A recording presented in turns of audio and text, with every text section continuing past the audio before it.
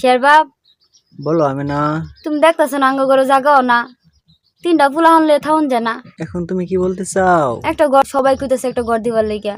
ঘর যে দিতে বলতেছে সবাই, টাকা লাগবো না?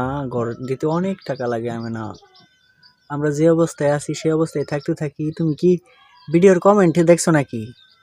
কমেন্ট দেখছি তো কিছু কিছু, কতগুলা দূর দূর কইছে, দূর দূরা কইলো যে ঘর দিবার লাগিয়া। মানে ঘর দিবার লাগে কইলেই টাকা লাগবো না? ঘর দিতে প্রায় 70 থেকে 80 হাজার টাকা লাগবে। এতগুলো টাকা কোথায় পাবা বলো? আমি না, 3টা ফুলা আনলে থাক পাই না। এটা তো 3টা ফুলা আনে ঘুমে রাত্রে বেলা ওই বাইর দিয়ে কাঁদতেছে। আমার বুগুলো থাকলে তাও তো আমি মাক হয়ে হাত করাবার পাই, ওই বাইর মামা হয়ে কান্দে। আমার তো ইচ্ছে ছিল শেরবাবা একটা সাধুলা ঘরে থাকবো।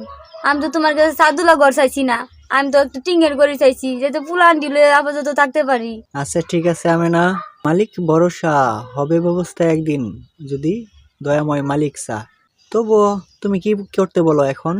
একটা আপাতত টিঙের ঘড়ি দাও, দিয়া ফুলা আনবে থাই। আচ্ছা ঠিক আছে। ফুলা আনারও তো ইচ্ছা, বাপ মার লগে থাই। আচ্ছা ঠিক আছে। আমি না, এই ভিডিওর শেষে আমরা আমাদের বিকাশ নাম্বার দিয়ে দিব, আমাদের হোয়াটসঅ্যাপ নাম্বার দিয়ে দিব। দেখি কি হয়। আমাদের সামর্থ্যের বাইরে, মালিক ভরসা। আমি তো এত কিছু চাইছি না, খালি একটা টিঙের ঘর দেও যাতে